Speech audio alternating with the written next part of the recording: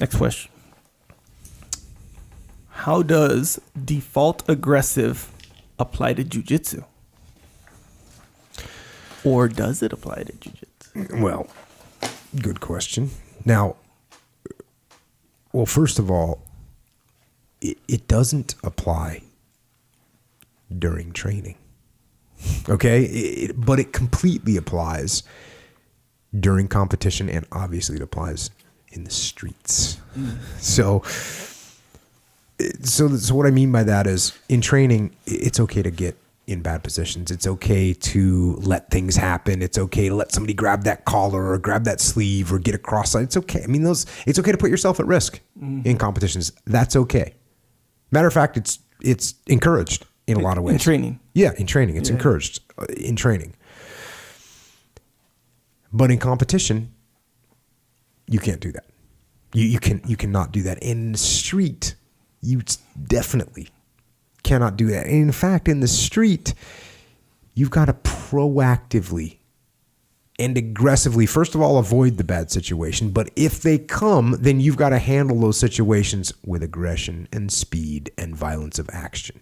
That's what you got to do. So competition is kind of the same way.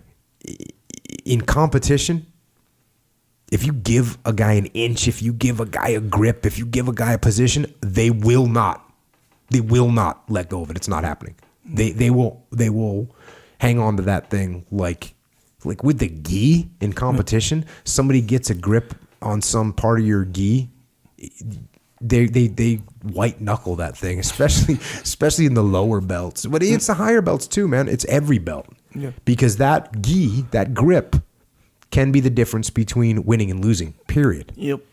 So you gotta aggressively avoid that. You gotta be aggressive with your positions. Now in training, again, you let it happen. But here's something that can happen in training. Sometimes you get guys that get used to training and they go into competition, they get overrun.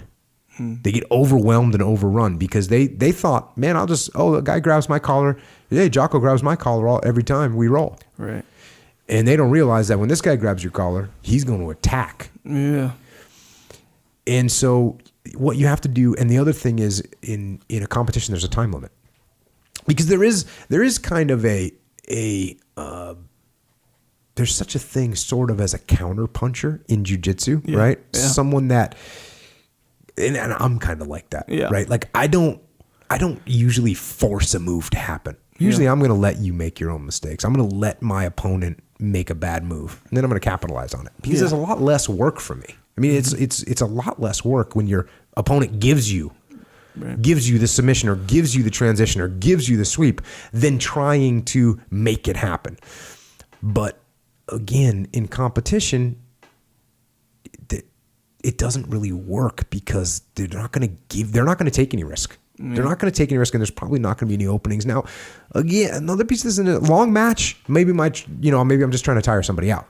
Yeah. Now in the gym, I have an unlimited time to do that. I can tire somebody out for 20 minutes just trying to let them pass my guard, and they're trying to pass my guard the whole time. I'm getting them tired. And finally they expose themselves. Boom, I put the choke on. Good, I win. That took 20 minutes. This happens on a daily basis. In a competition, I just lost because that was a 10-minute match, and the other guy was on top for 10 minutes trying to pass, and he got the advantage, and he wins. So that can't be your strategy if there's no time limit. It's the same thing in war, right? In war, you can have a strategy of, I'm just going to wear the other person out. I mean, the Vietnamese did it to America, right? They just kind of wore us out. Look at what the Russian strategy that they used against Napoleon, they used against the Nazis. Oh, you want to come at us? Cool. We're just going to back up a little bit at a time. Back up a little bit at a time. Back up a little bit at a time. Here comes the winter. And now you're going to freeze to death, and we're going to surround you, and you're going to kill you. But that's the same type of strategy. It doesn't work if you have a limited amount of time to win. You have to have, if you have a limited amount of time, which most cases you do, you have to have a default aggressive attitude and make things happen the way you want them to happen, not the way your opponent wants to have them happen, not the way your enemy wants them to happen. And it's the same thing, obviously, in business and in life.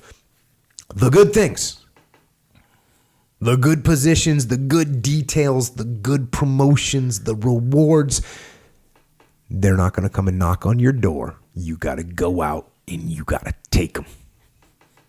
You got to make them happen on the mat, in business, and in life. So get default aggressive. That's my recommendation.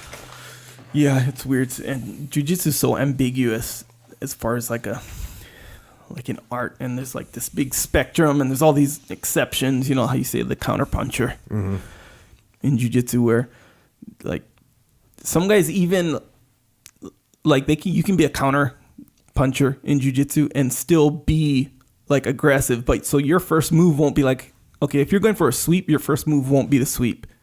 Yeah, you'll go, okay, I'm going to do this other thing. I know his reaction is going to open him up for the sweep. Well, for sure.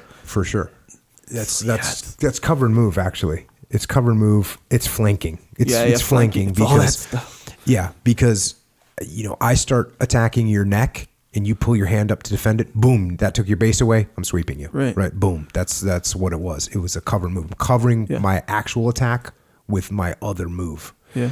Or you can call it a flank because you think I'm going to come at the front, but then I'm flanking you from the side with the sweep. Yeah, when you put all your troops on the front, the front.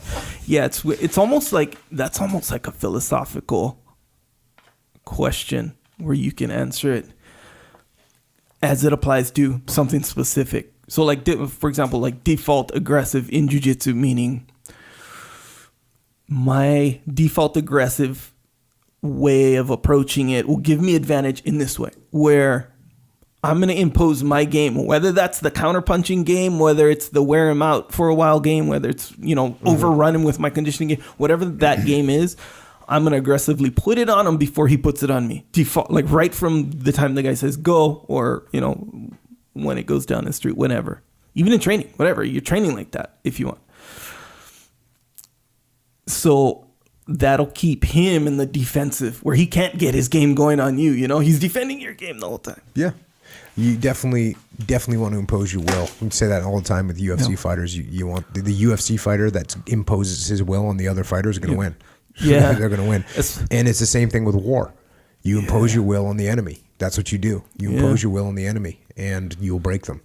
Yeah, man. That's why you see guys like in UFC, they'll run to the middle of the ring, because they're like controlling the ring. Or like BJ Penn would always, if he's coaching somebody, he'd be like, be first. Yep. It's like you put him so the guy got to defend the whole time. And keep it on him. It's when you're going against a striker that has that attitude and is being first, it's not fun. It's not fun. They're hitting you and you're just defending the whole time. Yeah. And it's hard to turn it around. Yeah. Yeah, man. And you can tell, like, when you roll against a guy, and we talked about this before, when you roll against a guy, and even if he's not, like, his game isn't aggressive, but right when you lock up with him, you can tell he's just in the correct position. Mm-hmm. And you're like, dang, I can't get, like, a good, like, and when you're like, okay, I'm going to get in my position, and he just adjusts, like, immediately. You're in trouble. Yeah, you're like, oh, dang, that's in a way, even though that might be, like, kind of like a passive game sometimes, it's like, just his game being put on you, position-wise in this case, is that default aggressive, as opposed to like sometimes like in training, you're training with me, you'd be like, okay, it's essentially letting someone get into a good position on you, so you're training your defense or whatever. Yeah. That's different. That's not default aggressive. No, you're talking about I'm really good from the half guard. Yeah. So I let you get past my full guard to the half guard, and now you're in my world, like something like that. Yeah, that would be, I guess, would that be considered default aggressive? It's like Stilts. Stilts has his weird game because he's tall and lanky and flexible. Mm. And so he does things, like he'll stick his foot in a place where any normal situation in jiu-jitsu, you'd grab his foot all day long. Yeah. That's what he wants you to do. Yeah. And I was just telling him the other day, I said, all these little things that you want me to do, I'm not doing any of them. Yeah. And it's weird. And you just stop doing them. And so the way he imposes his will is by giving up these bait. He just throws bait out there all day long. And he wants you to get you into these positions that he's good at. Yeah. And so you can't take the bait. You can't take the bait. And sometimes the bait is ripe looking. Yeah. It's like ripe for the harvest. Yeah. And it's everywhere, too. And it's everywhere. Yeah. And so you got to just say, nope, I'm going to stick to the game plan here. Yeah. I'm going to impose my will, which is I'm not going to grab the bait. Yeah. And that's so crazy because like I said, kind of philosophically, that is a default aggressive thing when all you're throwing out is bait. Absolutely. So instead of imposing my game, I'm like kind of lured by this bait. Even if you know the bait is there, you're on your heels because you're watching out for the trap. Well, this is just to kind of, I think, down the same vein that you're talking about. I talk about safety. Like I'll talk to companies about safety, industrial companies or construction companies, or manufacturing companies that have, can have people get killed if they're not careful. And so I talk about being aggressive.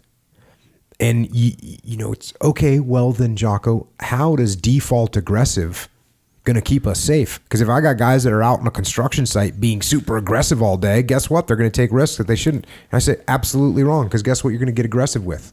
You're going to aggressively implement your safety procedures. You're going to aggressively, like, hey, you know what? I see a guy walking around the job site without a helmet. We're all over him. Hey, jackass, put your helmet on. Get over here. I'm writing you, whatever you're going to do. Right? Oh, I see a guy without a seatbelt. Hey, you're not allowed to be on the site without a seatbelt on. Get over here. You gotta, we're docking your pay. You're gonna get aggressive in the implementation of your safety procedures, and yes, that will make you safer. Yeah. So I guess when you hear the word aggressive, you automatically I'll think give you another physical. example. Yeah, I'll give you another physical example. Another physical example is we're in a defensive perimeter. I don't have enough men to move, or I've got wounded guys.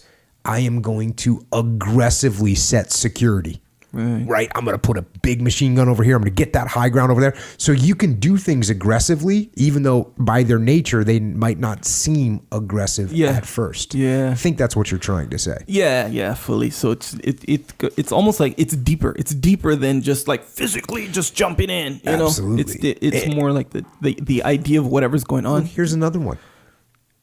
I am going to aggressively